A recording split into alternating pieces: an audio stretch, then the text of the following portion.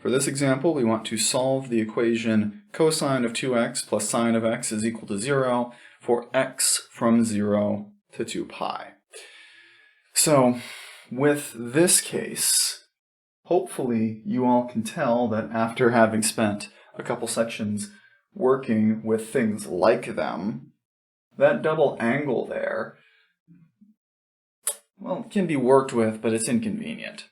So we're going to take this cosine of 2x, that's not a cosine squared despite my bad kerning there, but we're going to take that and we're going to rewrite it, where since we've got sines, to me it makes sense to rewrite this in terms of sine using one of those alternates for how we can represent cosine of 2x as 1 minus 2 sine squared. So let's say this is 1 minus 2 sine squared of x plus sine of x is still equal to 0.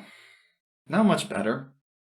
And from here, maybe you can tell that this factors out, maybe not. But if you can't, we're going to do a bit of a dirty trick here to make that factoring a bit cleaner to see.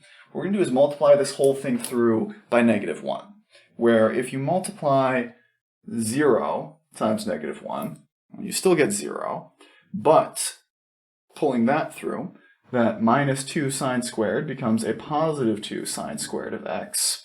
The positive sign becomes a negative sign, and the 1 will become a -1, and I should really lower that equal sign just a little bit. It lines up a bit better.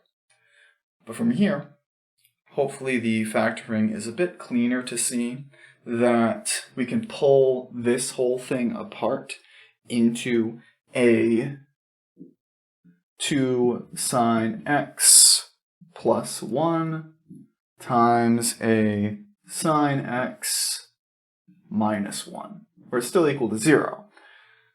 So starting from our situation where we need to use an identity, we actually ended up in the same sort of situation as our last example. And that's going to happen a lot, that even with the more complicated things, as with most math, the goal is to take them and put them in terms of things that we're more familiar with. But from here, our solution works the same way that last one did, although the implication arrow is a little bit smaller because it took up more space.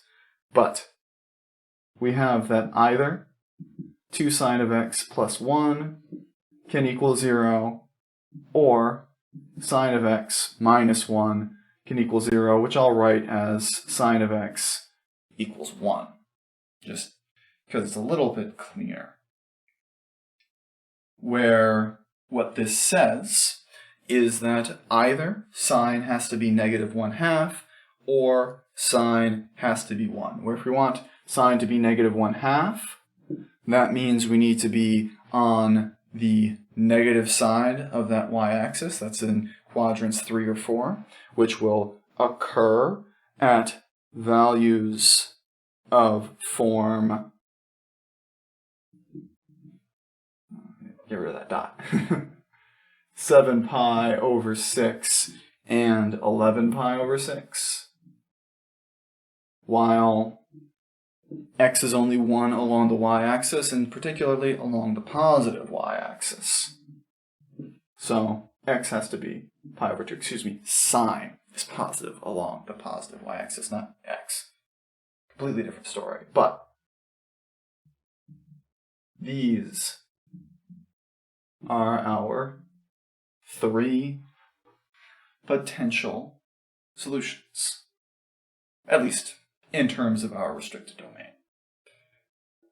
But that's about all we're going to see for this section. There's one more video here about using calculators for this stuff, and that's what you probably end up doing a lot of times with this anyway, because you want to check your work. So, you're still learning these basic types of relationships that I've got a lot more practice with.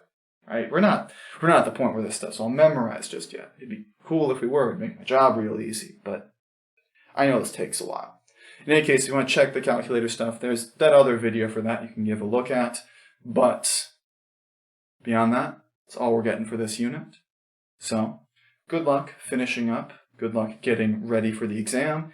And I will see you again next week to move on into Chapter 6.